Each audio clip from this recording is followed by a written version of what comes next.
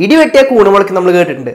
അതുപോലെ തന്നെയാണ് IPL വരുമ്പോൾ ഈ ഫാന്റസി ഗെയിംസും ഫാന്റസി സ്പോർട്സും ഒക്കെ പൊട്ടിമുളയ്ക്കുന്നത്. IPL തുടങ്ങിയാൽ പിന്നെ ഫാന്റസി ലീഗിന്റെ പേരിൽ നമ്മുടെ പ്രിയ ക്രിക്കറ്റ് താരങ്ങൾ എല്ലാവരും ആഡിലൂടെ വന്ന് പറയും, നിങ്ങൾ നിങ്ങളുടെ ബിസിനസ് മാറ്റിവെക്കി, നിങ്ങൾ നിങ്ങളുടെ ജോലി മാറ്റിവെക്കി, നിങ്ങൾ നിങ്ങളുടെ പഠിത്തം മാറ്റിവെക്കി, എന്നിട്ട് കളിക്കാരെ വെച്ച് ടീം ഉണ്ടാക്കാൻ. കളിക്കാരെന്തായാലും ഇതിൽ നിന്ന് കാശുണ്ടാക്കും. അതിപ്പോ ഗ്രൗണ്ടിൽ ഇറങ്ങി കളിച്ചിട്ടായാലും നമ്മളെ കൊണ്ട് ഓൺലൈനിൽ കളിപ്പിച്ചിട്ടായാലും. തീർന്നില്ല, കമ്പനികളും ഇതിൽ നിന്ന് കാശുണ്ടാക്കും. അതുകൊണ്ട് തന്നെ മാർക്കറ്റിങ്ങിന് വേണ്ടിയും ആഡിന് വേണ്ടിയും ഇവർ എത്ര കോടികൾ വേണമെങ്കിലും ചെലവാക്കാൻ തയ്യാറുമായിരിക്കും. കാരണം അതിന്റെ ഇരട്ടി നമ്മളെപ്പോലുള്ള പാവങ്ങളിൽ നിന്ന് ഉണ്ടാക്കാൻ പറ്റുന്ന അവർക്ക് 100% ഉറപ്പാണ്. കൂടാതെ BCCI ഇതിൽ നിന്ന് കാശുണ്ടാക്കും, ടീമിന്റെ ഓണേഴ്സ് ഇതിൽ നിന്ന് കാശുണ്ടാക്കും. എന്നാൽ നമ്മളെപ്പോലുള്ള സാധാരണക്കാരുടെ അവസ്ഥ എന്തായിരിക്കും? യൂത്തിന്റെ അവസ്ഥ എന്തായിരിക്കും? എക്കണോമിക്കലി വീക്ക് ആയിട്ടുള്ള സെക്ഷന്റെ അവസ്ഥ എന്തായിരിക്കും? ഇതൊന്നും ആരും ശ്രദ്ധിക്കുന്നില്ല, ശ്രദ്ധിക്കാനായിരിക്കും സമയവുമില്ല. എന്നാൽ ഇനി നമ്മളത് ശ്രദ്ധിക്കാണ്ട് പോരുത്. കഴിഞ്ഞ കുറച്ച് വർഷങ്ങളായിട്ടുള്ള ന്യൂസ് പേപ്പർ റിപ്പോർട്ട്സും സർവേസും ഡാറ്റാസും ഇതെല്ലാം നോക്കുമ്പോൾ നമുക്ക് ഒരു കാര്യം മനസ്സിലാവും. ഈ ഫാന്റസി ഗെയിംസ് അല്ലെങ്കിൽ ഫാന്റസി സ്പോർട്സ് കാരണം ആളുകൾ കടക്കണിയിൽ പെട്ടുകൊണ്ടിരിക്കുകയാണ്, ഗാംബ്ലിങ്ങിന് അഡിക്റ്റ് ആയിക്കൊണ്ടിരിക്കുകയാണ്, സ്വയം നശിച്ചുകൊണ്ടിരിക്കുകയാണ്, സ്വന്തം ജീവിതം തന്നെ നഷ്ടപ്പെടുത്തിക്കൊണ്ടിരിക്കുകയാണ്. ഒന്ന് സൂക്ഷിച്ചു നോക്കിയാൽ നമുക്ക് അവരെ കാണാൻ സാധിക്കും. നമ്മുടെ കൂട്ടുകാരായിട്ടും നമ്മുടെ ബന്ധുക്കളായിട്ടും നമ്മുടെ സബോർഡിനേറ്റ്സ് ആയിട്ടും അങ്ങനെ പല രീതിയിൽ. എന്നാൽ ഇങ്ങനെ ഒരു സിറ്റുവേഷനിലേക്ക് എത്താൻ 5 കാരണങ്ങളുണ്ട്. ആൻഡ് ഓരോ കാരണങ്ങളും നമ്മൾ അറിഞ്ഞിരിക്കണം. എന്നാൽ മാത്രമേ നമുക്ക് ഇതുപോലുള്ള ചതിക്കുഴികൾ നമുക്ക് മുൻകൂട്ടി മനസ്സിലാക്കാൻ സാധിക്കുള്ളൂ.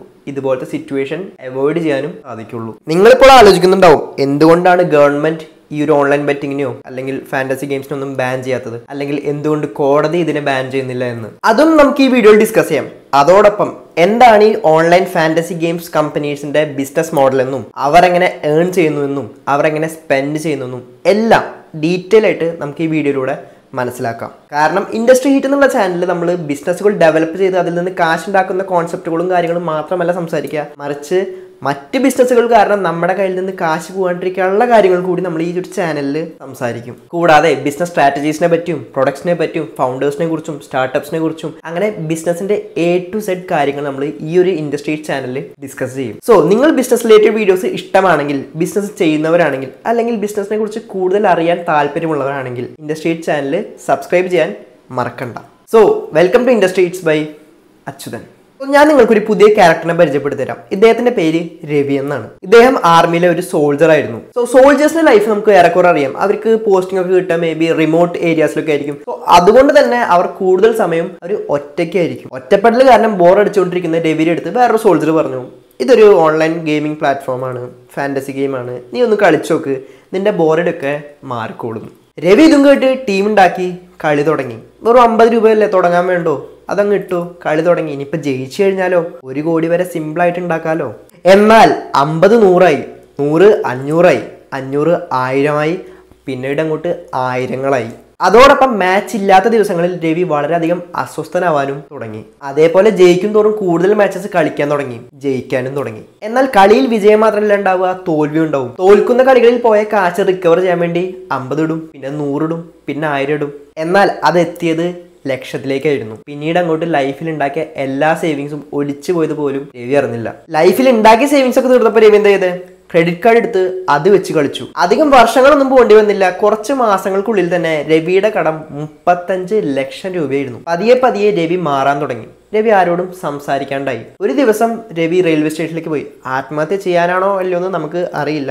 എന്നാൽ അവിടെ ഉണ്ടായിരുന്ന മറ്റൊരു സോൾജർ, രവിനെ അറിയാവുന്ന ഒരു സോൾജർ രവിനെ കണ്ടു. രവിനെ ബാംഗ്ലൂരിലുള്ള ഒരു സൈക്കാട്രിസ്റ്റിന്റെ ക്ലിനിക്കിൽ 20 ദിവസത്തേക്ക് ട്രീറ്റ്മെന്റിനായിട്ട് അഡ്മിറ്റും ചെയ്തു. ആൻഡ് ഈ ഒരു ട്രീറ്റ്മെന്റിന്റെ ഭാഗമായിട്ട് അല്ലെങ്കിൽ ഡി അഡിക്ഷന്റെ ഭാഗമായിട്ട് രവിക്ക് 20 ദിവസം മൊബൈലും കൊടുത്തില്ല. ഈ ഒരു ട്രീറ്റ്മെന്റിന് ശേഷം രവിക്ക് തന്റെ ലൈഫ് കൺട്രോളിൽ കൊണ്ടുവരാൻ സാധിച്ചു. ഈ ബെറ്റിംഗ് ആപ്സ് എന്നുള്ള അഡിക്ഷനിൽ നിന്ന് പുറത്തു വരാനും സാധിച്ചു. പിന്നെ ഇത് ഞാനായിട്ട് എന്റെ ഭാവനയിൽ ഉണ്ടാക്കിയ കഥയൊന്നല്ല, ശരിക്കും നടന്നൊരു സംഭവമാണ്. ആളുടെ ക്യാരക്ടറിന്റെ പേര് മാറ്റി രവി എന്നാക്കിയെന്നുള്ളൂ. പിന്നെ നിങ്ങൾക്ക് ഈ ഒരു കഥയെ പറ്റിയുള്ള ഫുൾ ഡീറ്റെയിൽസ് അറിയണമെങ്കിൽ റെസ്റ്റ് ഓഫ് ദി വേൾഡ് എന്ന് പറഞ്ഞൊരു മാഗസീൻ ഉണ്ട്. ആ ഒരു മാഗസീനിൽ ഇതിന്റെ കംപ്ലീറ്റ് സ്റ്റോറി അവൈലബിൾ ആണ്, വായിക്കുന്നത് നല്ലതായിരിക്കും. ഇനി നമുക്ക് ഈ ഒരു ബെറ്റിംഗ് ഗെയിംസിന്റെ സയന്റിഫിക് സൈഡിലേക്ക് വരാം. എയിംസിലെ ക്ലിനിക്കൽ സൈക്കോളജി പ്രൊഫസറായ ഡോക്ടർ രചന ഭാർഗവ് പറയുന്നത്, ഫാന്റസി ഗെയിംസിന്റെ വരവോടുകൂടി അവർക്ക് വരുന്ന ഡെയിലി പേഷ്യൻസിന്റെ എണ്ണം ഇരട്ടി എന്നാണ് പറയുന്നത്. എന്നാൽ ട്രീറ്റ്മെന്റിന് വരുന്ന പേഷ്യൻസ് ആദ്യമൊക്കെ ട്രീറ്റ്മെന്റിന് റെഡി ആയിരിക്കും. കുറച്ച് ദിവസങ്ങൾക്ക് ശേഷം നാണക്കേട് കാരണം അവർ ട്രീറ്റ്മെന്റിൽ നിന്ന് പിന്മാറുമെന്നാണ് ഡോക്ടർ പറയുന്നത്. കൂടാതെ ബംഗളൂരു ബേസ്ഡ് ഓർഗനൈസേഷൻ ആയ service for healthy use of technology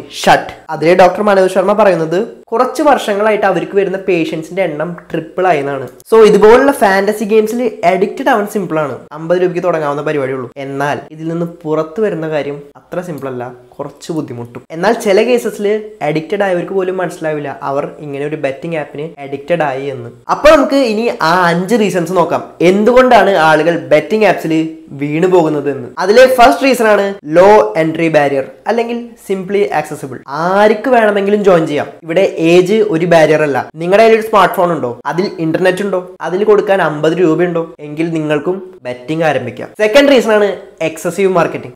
ഇന്ത്യയിൽ ക്രിക്കറ്റിനെ ഒരു റിലീജിയൻ ആയിട്ടാണ് ഫാൻസ് കാണുന്നത്, ക്രിക്കറ്റേഴ്സിനോ ദൈവമായിട്ടും. അതേ ക്രിക്കറ്റേഴ്സ് തന്നെ ഓരോ ഓവർ കഴിയുമ്പോഴും ടിവിയിലും അതേപോലെ ഫോണിലും വന്ന് നിങ്ങൾ ടീം ഉണ്ടാക്കുക, നിങ്ങൾ മറ്റു പണിക്ക് ഒന്നും പോകണ്ട, നിങ്ങൾ ടീം ഉണ്ടാക്കുന്നു പറഞ്ഞു കഴിഞ്ഞാൽ ആരായാലും ടീം ഉണ്ടാക്കി പോയില്ലേ, ആരായാലും ഒന്ന് കളിച്ചു പോയില്ലേ. ആൻഡ് ഈ ഒരു മാർക്കറ്റിംഗ് കാരണം തന്നെ കമ്പനി കോടികളാണ് ഉണ്ടാക്കുന്നത്. ഈ ഫാന്റസി ഗെയിംസിലെ ബിഗ്ഗസ്റ്റും ആദ്യത്തെ യൂണിക്കോൺ കമ്പനിയാണ് -11. ഇവരുടെ കഴിഞ്ഞ വർഷത്തെ റവന്യൂ എന്ന് പറയുന്നത് 6581 കോടി രൂപയായിരുന്നു. അതിൽ നിന്ന് ഇവർ മാർക്കറ്റിങ്ങിന് വേണ്ടി സ്പെൻഡ് ചെയ്തത് 2964 കോടി രൂപ എന്ന് വെച്ചാൽ പെർ ഡേ 8,12,00,000 രൂപയുടെ മാർക്കറ്റിംഗ്. എന്നാൽ -11ന്റെ ആ മേജർ മാർക്കറ്റിംഗ് നടക്കുന്നത് IPLന്റെ ആ 60 ദിവസങ്ങളിലാണ്. അങ്ങനെ നോക്കുമ്പോൾ ആ 60 ദിവസത്തെ IPL സീസണിന് വേണ്ടി അവർ മാത്രം സ്പെൻഡ് ചെയ്യുന്നത്, അത് മാർക്കറ്റിങ്ങിനും അഡ്വർടൈസ്മെന്റ്സിനും മറ്റു കാര്യങ്ങൾക്കും വേണ്ടി സ്പെൻഡ് ചെയ്യുന്നത് 10 കോടി രൂപയ്ക്ക് അടുത്താണ്. ഇനി മൂന്നാമത്തെ റീസൺ ആണ് റോങ് ഇന്റലിജൻസ്. നമ്മളിൽ എല്ലാവരിലും ഒരു ഇന്റലിജൻസ് ബയാസ് ഉണ്ട്. സിമ്പിൾ ആക്കി പറഞ്ഞാൽ നമുക്ക് എല്ലാം അറിയാമെന്നൊരു തോന്നല്. നമ്മളാണ് ഈ വീട്ടിലെ ഏറ്റവും സ്മാർട്ടസ്റ്റ് എന്നൊരു തോന്നല്. അതിപ്പോ സച്ചിന് ഷോട്ട് കളിച്ചാലും നമ്മൾ മനസ്സിൽ വിചാരിക്കും എന്തിനാ ആ ഷോട്ട് കളിക്കാൻ പോയെ, മറ്റേ ഷോട്ട് കളിക്കായിരുന്നില്ലേ എന്ന്. അതുകൊണ്ട് തന്നെ നമ്മൾ ക്രിക്കറ്റ് ഇത്ര കൊല്ലങ്ങളായിട്ട് കാണും, നമുക്ക് ഓർമ്മ വെച്ച് നാളെ മുതൽ കാണുന്ന ഒരു ഗെയിമാണ്. സോ അതിനെക്കുറിച്ച് എല്ലാം അറിയായിരിക്കും എന്നൊരു തോന്നല് നമുക്കുണ്ടാവും. ഞാനിവിടെ ക്രിക്കറ്റിന്റെ കാര്യം മാത്രം എടുത്തു പറയുന്നു എന്നുള്ളൂ, മറ്റു സ്പോർട്സിനും ഈ ഒരു ഫാന്റസി ഗെയിംസ് അപ്ലിക്കബിൾ ആണ്. ഇത് തന്നെയാണ് ഫാന്റസി ഗെയിംസിന്റെ കമ്പനീസിന് വേണ്ടത്.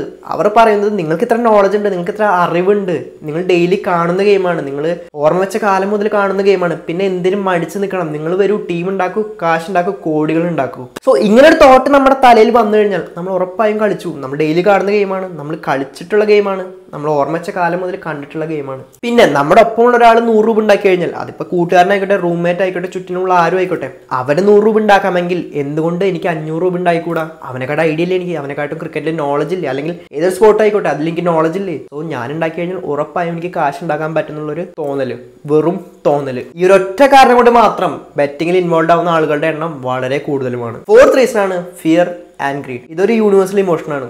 അതിപ്പോ സ്റ്റോക്ക് മാർക്കറ്റ് ആയിക്കോട്ടെ, റിയൽ എസ്റ്റേറ്റ് ഡീൽ ആയിക്കോട്ടെ, എന്ത് ഡീലായാലും. അതുകൊണ്ട് തന്നെ 100 രൂപ ഉണ്ടാക്കിയാൽ അത് 500 ആക്കാനുള്ള ഒരു ഓട്ടോമാറ്റിക് തോന്നല് എല്ലാവരുടെ മൈൻഡിലും വരുമല്ലോ, സ്വാഭാവികം. ഇനിയിപ്പോ ആ 100 രൂപ പോവാണെങ്കിലോ അത് തിരിച്ചു പിടിക്കാൻ നമ്മൾ നോക്കില്ലേ? നോക്കും. പക്ഷെ ഈ ഒരു ലൂപ്പിൽ പെട്ടാൽ അതിൽ നിന്ന് പുറത്തു വരാൻ കുറച്ച് ബുദ്ധിമുട്ടാണ്. ഫിഫ്ത്ത് റീസൺ ആണ് ഡോപ്പമിൻ. ഡോപ്പമിൻ എന്നുള്ളത് ഒരു കൈൻഡ് ഓഫ് ഹോർമോൺ ആണ്, ഒരു കൈൻഡ് ഓഫ് ഹാപ്പി ഹോർമോൺ. നമുക്ക് എന്തിനോടെങ്കിലും ഒരു ഇഷ്ടം തോന്നിയാൽ അതിലേക്ക് നമ്മളെ അഡിക്റ്റ് ആക്കാൻ സാധിക്കുന്ന കൈൻഡ് ഓഫ് ഒരു ഹോർമോൺ ആണ് ഈ ഡോപ്പമിൻ. ലൈക്ക് ഇഫ് നിങ്ങൾക്ക് സിഗരറ്റ് വലിക്കുമ്പോൾ അത് ഇഷ്ടപ്പെട്ടാൽ വീണ്ടും വലിക്കാൻ തോന്നും, അതേപോലെ തന്നെയാണ് ഇതും. ഒരിക്കൽ മാച്ച് ജയിച്ചു കഴിഞ്ഞാൽ പിന്നെ വീണ്ടും വീണ്ടും മാച്ച് കളിക്കാൻ തോന്നും, ജയിക്കാൻ തോന്നും. പിന്നെ നെക്സ്റ്റ് ഡേ 7:30 ആവാൻ വേണ്ടി കാത്തിരിക്കും, ടീം ഉണ്ടാക്കി മാച്ച് കളിച്ച് ജയിക്കാൻ വേണ്ടിയിട്ട്. അത് ഒരു ദിവസം നമ്മൾ കളിക്കും, 2 ദിവസം നമ്മൾ കളിക്കും, 3 ദിവസം നമ്മൾ കളിക്കും. അങ്ങനെ എല്ലാ ദിവസവും കളിച്ച് നമ്മൾ പോലും അറിയാണ്ട് നമ്മൾ ഇതിൽ അഡിക്റ്റ് ആവാൻ ആരംഭിക്കും. ആൻഡ് ക്രിക്കറ്റ് തീരുന്നതോടുകൂടി ഫുട്ബോളിൽ ബെറ്റ് ചെയ്യും, അത് തീരുമ്പോഴോ ഹോക്കിയിൽ ബെറ്റ് ചെയ്യും, അത് തീരുമ്പോഴോ കബഡിയിൽ ബെറ്റ് ചെയ്യും. അങ്ങനെ അറിയുന്നതും അറിയാത്തതുമായിട്ടുള്ള എല്ലാ കളികളിലും കൊണ്ടുപോയി കാശും കളയും. ഇതൊരു ഹാബിറ്റായി മാറും. ഈ ഒരു ഹാബിറ്റ് നമ്മളെ 3 രീതിയിലാണ് നമ്മളെ നശിപ്പിക്കുന്നത്.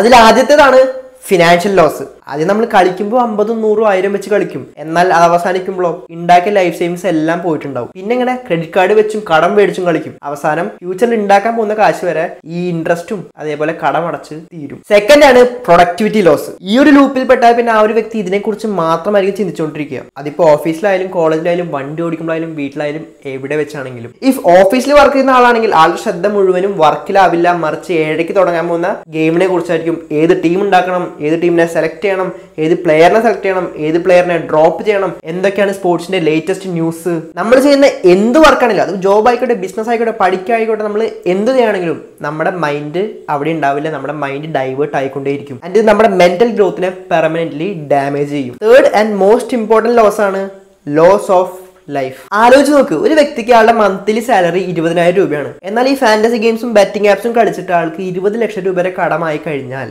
ആൾ എന്ത് ചെയ്യും? ആളുടെ മുമ്പിൽ ഇത് റീപേ ചെയ്യാനുള്ള വഴിയുണ്ടോ? ഉണ്ടാവില്ല. വേറെ ആരെങ്കിലും കാശ് കൊടുത്ത് സഹായിക്കാൻ തയ്യാറാവോ? ഇല്ല. അതിന്റെ കൂടെ ആ വ്യക്തിക്ക് നാണക്കേട് ഉണ്ടാവും. ആൻഡ് ആ നാണക്കേട് അദ്ദേഹത്തെ ഡിപ്രഷനിലേക്ക് നയിക്കും. പിന്നീട് ഈ നാണക്കേടും ഡിപ്രഷനും സ്ട്രെസ്സും എല്ലാം സഹിക്കാൻ പറ്റാണ്ട് ആ ഒരു വ്യക്തി ജീവിതം തന്നെ അവസാനിപ്പിക്കും. ആൻഡ് കുറച്ച് ദിവസങ്ങളായിട്ട് ഇതൊരു റെഗുലർ ന്യൂസ് ആയിട്ട് മാറിക്കൊണ്ടിരിക്കുക. ഇത്രയൊക്കെ പ്രശ്നങ്ങൾ ഈ ഒരു ഫാന്റസി ഗെയിംസ് ഇൻഡസ്ട്രിയിൽ ഉണ്ടെങ്കിൽ എന്തുകൊണ്ട് ഗവൺമെന്റ് ഇതിനെ ബാൻ ചെയ്യുന്നില്ല? എല്ലാവരും ചിന്തിച്ചിട്ടുണ്ടാവുമല്ലോ. ഉറപ്പായും എല്ലാവരും ഒരിക്കലെങ്കിലും ഈ ഒരു കാര്യത്തെ പറ്റി ചിന്തിച്ചിട്ടുണ്ടാവും. എന്നാൽ ഇത് നിർത്തുന്നത് അത്ര സിമ്പിൾ ആയിട്ടുള്ള ഒരു കാര്യമല്ല. കാരണം ഇത് ക്യാഷിന്റെ ഗെയിമാണ്. ഓൺലൈൻ ഫാന്റസി ഗെയിമിംഗ് ഇൻഡസ്ട്രി എന്ന് പറയുന്നത് 10,000 കോടി രൂപ വെറുത്തുള്ള ഒരു ഇൻഡസ്ട്രിയാണ്. അത് 2028 ആകുമ്പോഴേക്കും, അതായത് അടുത്ത 3 വർഷത്തിനുള്ളിൽ 38,000 മുതൽ 40,000 കോടി വെറുത്തുള്ള ഇൻഡസ്ട്രി ആകുമെന്നാണ് പ്രഡിക്റ്റ് ചെയ്തേക്കുന്നത്. ഇത് ഞാൻ ചുമ്മാ കാൽക്കുലേറ്റ് ചെയ്ത് പറയുന്നതല്ല, മറിച്ച് ഡാറ്റാസ് പറയുന്നതാണ്, റിപ്പോർട്ട്സ് പറയുന്നതാണ്. അതുകൊണ്ട് തന്നെ ഈ ഒരു ഇൻഡസ്ട്രിയിലേക്ക് കൂടുതൽ പ്ലേയേഴ്സ് വന്നുകൊണ്ടിരിക്കുകയാണ്, കൂടുതൽ കമ്പനീസ് വന്നുകൊണ്ടിരിക്കുകയാണ്, കൂടുതൽ സ്റ്റാർട്ടപ്സ് വന്നുകൊണ്ടിരിക്കുകയാണ്. അവർ യൂണിക്കോൺ ആയിക്കൊണ്ടിരിക്കുകയാണ്. ഈ ഒരു ഇൻഡസ്ട്രിയിലെ ആദ്യത്തേതും ബിഗ്ഗസ്റ്റ് പ്ലെയറും ഡാഷ് ലെവലാണെന്ന് ഞാൻ പറഞ്ഞു. അവർ പ്രോഫിറ്റബിളും ആണ്. പിന്നീട് ഇതിലേക്ക് ഡാഷ് PL വന്നു. അവർ പ്രോഫിറ്റിലാണ്, അവർ യൂണിക്കോണുമായി. ആൻഡ് ഈ ഒരു ഫാന്റസി ഗെയിമിംഗ് ഇൻഡസ്ട്രിയിൽ നിന്നും മാത്രം 2 യൂണിക്കോൺ കമ്പനീസ്. ആൻഡ് എല്ലാ വർഷവും ഈ കമ്പനീസിന്റെ റവന്യൂ 50% കൂടിക്കൊണ്ടിരിക്കുന്നത്. അതുകൊണ്ട് തന്നെ ഫോറിൻ ഇൻവെസ്റ്റേഴ്സും ഇവരിൽ ഇൻവെസ്റ്റ് ചെയ്യാൻ തയ്യാറാണ്. ഒഫീഷ്യൽ റിപ്പോർട്ട് പ്രകാരം ഇപ്പോൾ ഇന്ത്യയിൽ 225 മില്യൺ ആളുകളാണ് ഓൺലൈൻ ഫാന്റസി ഗെയിംസ് കളിക്കുന്നത്. സോ ഗവൺമെന്റിന്റെ അവസ്ഥ എന്താണെന്ന് നിങ്ങൾക്ക് ഇപ്പോൾ മനസ്സിലായിട്ടുണ്ടാവും. ഇനി നമുക്ക് കോടതിക്ക് ഇതിൽ എന്താ പറയാനുള്ളതെന്ന് നോക്കാം. ഇന്ത്യയിലെ നിയമപ്രകാരം മോസ്റ്റ്ലി സ്റ്റേറ്റ്സിലും ബെറ്റിംഗ് ഇല്ലീഗലാണ്. എന്നാൽ ഇതിനെ ബെറ്റിംഗ് ആയിട്ടല്ല അവർ ഷോക്കേസ് ചെയ്തിരിക്കുന്നത്, മറിച്ച് ഫാന്റസി ഗെയിം എന്ന പേരിലാണ്. അതുകൊണ്ട് തന്നെ ഈ ഒരു നിയമം നിലനിൽക്കില്ല. കാരണം അതിന്റെ ബേസിൽ ഒരു പ്രോപ്പർ റെഗുലേഷൻ ഇല്ല. പിന്നെ ഇതിനൊരു ഗെയിം ഓഫ് ചാൻസ് ആയിട്ടല്ല ഇവർ കാണുന്നത്, മറിച്ച് ഗെയിം ഓഫ് സ്കിൽ ആയിട്ടാണ്. ഇവർ ഗെയിം ഓഫ് സ്കിൽ എന്ന് പറഞ്ഞുകൊണ്ട് ഉദ്ദേശിക്കുന്നത് നമ്മൾ ഈ ഒരു ഗെയിമിനെ അല്ലെങ്കിൽ നടക്കാൻ പോകുന്ന ഗെയിമിനെ പ്രോപ്പർലി കാൽക്കുലേറ്റ് ചെയ്യണം. എന്ത് പിച്ചാണ്, ഏതൊക്കെ പ്ലെയർ ഉണ്ട്, ആളുടെ മുമ്പത്തെ പെർഫോമൻസ് എങ്ങനെയായിരുന്നു, ഓപ്പോസിറ്റ് ബോളേഴ്സോ ബാറ്റ്സ്മാനോ ആരൊക്കെയാണ്, അവരുടെ പെർഫോമൻസ് എങ്ങനെയുണ്ട്. ഈ കാരണങ്ങൾ കൊണ്ടൊക്കെ തന്നെ ഇതിനെ ഗെയിം ഓഫ് ഗെസ് ആയിട്ടല്ല, മറിച്ച് ഗെയിം ഓഫ് സ്കിൽ ആയിട്ടാണ് ഇവർ ഷോക്കേസ് ചെയ്തിരിക്കുന്നത്. അതുകൊണ്ട് തന്നെ ഇന്ത്യയിൽ ഇത് ആപ്ലിക്കബിളുമാണ്. എന്നാൽ 2021 രാജസ്ഥാൻ ഹൈക്കോർട്ട് ഈ ഓൺലൈൻ ഫാന്റസി ഗെയിംസിനെ ബാൻ ചെയ്തിരുന്നു. എന്നാൽ സുപ്രീം കോടതി ഈ ഒരു ബാൻ മാറ്റി അതിനെ ലീഗലാക്കി. സോ ഇപ്പോഴത്തെ നിയമപ്രകാരം സ്റ്റേറ്റുകൾക്ക് തീരുമാനിക്കാം അവരുടെ സ്റ്റേറ്റ്സിൽ ഫാന്റസി ഗെയിംസ് ലീഗലാക്കണോ ഇല്ലീഗലാക്കണോ എന്ന്. ഇന്ത്യയിലെ സ്റ്റേറ്റുകളിൽ കുറച്ച് സ്റ്റേറ്റുകളൊക്കെ ഈ ഒരു ഫാന്റസി ഗെയിംസിനെ ഇല്ലീഗലായിട്ടാണ് പ്രഖ്യാപിച്ചിരിക്കുന്നത്. അതിൽ തെലങ്കാന, ആന്ധ്രാപ്രദേശ്, അസം, ഒഡീസ, സിക്കിം, നാഗാലാൻഡ് ഇവരെല്ലാവരും പെടും. പിന്നെ എപ്പോഴൊക്കെ ഈ ബെറ്റിംഗ് അഡിക്ഷനെ കുറിച്ചുള്ള ന്യൂസസ് നമ്മൾ കേൾക്കുന്നുണ്ടോ അതിനെ ചുറ്റിപ്പറ്റി സൂയിസൈഡ് ന്യൂസസും നമ്മൾ കേൾക്കാറുണ്ട്. എന്നാൽ ബെറ്റിംഗ് അഡിക്ഷൻ കാരണം സൂയിസൈഡുകൾ കൂടാൻ തുടങ്ങിയപ്പോൾ ഈ ഫാന്റസി ബെറ്റിംഗ് ആപ്സ് കമ്പനികൾസ് എല്ലാം കൂടിയിട്ട് ഒരു ബോർഡ് അങ്ങ് ഫോം ചെയ്തു, federation of Indian fantasy sports എന്ന പേരിൽ. ആൻഡ് അതിന്റെ main objective fantasy games promote ചെയ്യുക, അതോടൊപ്പം തന്നെ അതിന്റെ മിസ്യൂസ് പ്രിവെന്റ് ചെയ്യലായിരുന്നു. എന്നാൽ ഇതിൽ ഏറ്റവും വലിയ ട്വിസ്റ്റ് എന്താ, ഇതിന്റെ കമ്മിറ്റി ഹെഡ് ഡാഷ് 11 ആയിരുന്നു. സിമ്പിളായി പറഞ്ഞാൽ കള്ളന്റെ കയ്യിൽ താക്കോല് കൊടുത്തു. ഈ ഒരു കമ്മിറ്റി ഒരു സ്റ്റേറ്റ്മെന്റ് പുറത്തുവിട്ടു, ഇവർ ബിലോ 18 ഏജുള്ള കുട്ടികളെ ഇതിൽ അലോ ചെയ്യില്ല എന്ന്. അതേപോലെ തന്നെ ഏതൊക്കെ സ്റ്റേറ്റിൽ ഈ ഒരു ഗെയിം ഇല്ലീഗലായിട്ട് പ്രഖ്യാപിച്ചിട്ടുണ്ടോ ആ സ്റ്റേറ്റിലുള്ള ആളുകളെ ഇതിൽ കളിപ്പിക്കില്ല എന്നും. നമുക്കറിയാം, ഒരു ആപ്പ് ഡൗൺലോഡ് ചെയ്യുന്ന സമയത്ത് അവർ ചോദിക്കും ബിലോ 18 ആണോ അല്ലെങ്കിൽ അബോ 18 ആണോ എന്ന്. അതിലൊരു ടിക്കറ്റ് കൊടുത്താൽ തീരുന്ന പ്രശ്നമുള്ളൂ. അതെന്തായാലും കമ്പനി അറിയാൻ പോകുന്നില്ല നമ്മൾ ബിലോ 18 ആണോ അബോ 18 ആണോ എന്ന്. കാരണം അതിനുള്ളൊരു മെക്കാനിസം അവരുടെ കയ്യിലില്ല. ഈ ഒരു പ്രോബ്ലത്തെ സോൾവ് ചെയ്യാൻ വേണ്ടി അവർ ആധാർ കാർഡ് വെരിഫിക്കേഷൻ കൊണ്ടുവന്നു. എന്നാൽ പിള്ളേർ കളിക്കണമെന്ന് വിചാരിച്ചു കഴിഞ്ഞാൽ അവർ അച്ഛൻ്റെയോ അമ്മയുടെയോ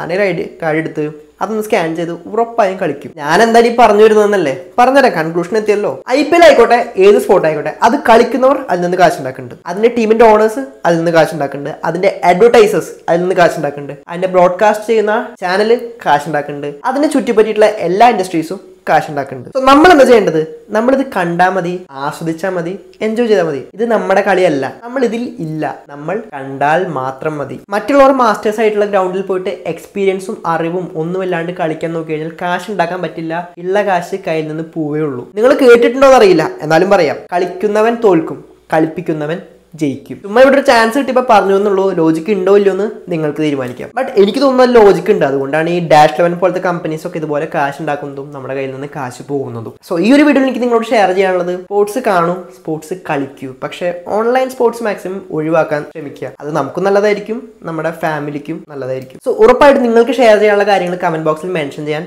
മറക്കണ്ട. സോ നിങ്ങൾ ഫാന്റസി ഗെയിംസ് സപ്പോർട്ട് ചെയ്യുന്നുണ്ടെങ്കിൽ യെസ് എന്ന് കമന്റ് ചെയ്യാനും, ഇനി സപ്പോർട്ട് ചെയ്യുന്നില്ല എങ്കിൽ നോ എന്ന് കമന്റ് ചെയ്യാനും മറക്കണ്ട. ആൻഡ് അതിൻ്റെ കൂടെ യെസ് ആണെങ്കിൽ എന്തുകൊണ്ട് റീസൺ മെൻഷൻ ചെയ്യാനും, നോ ആണെങ്കിലും റീസൺ മെൻഷൻ ചെയ്യാനും ശ്രമിക്കുക. ആൻഡ് അതോടൊപ്പം നിങ്ങൾക്ക് ഈ ഒരു ഫാന്റസി ഗെയിംസ് ഇൻഡസ്ട്രിയിൽ എക്സ്പീരിയൻസ് ഉണ്ടെങ്കിൽ, നിങ്ങൾ കളിച്ചിട്ടുണ്ടെങ്കിൽ, നിങ്ങളുടെ ലൈഫ് എക്സ്പീരിയൻസ് എന്താണെന്ന് ഷെയർ ചെയ്യാൻ പറ്റുമെങ്കിൽ ഷെയർ ചെയ്യാം.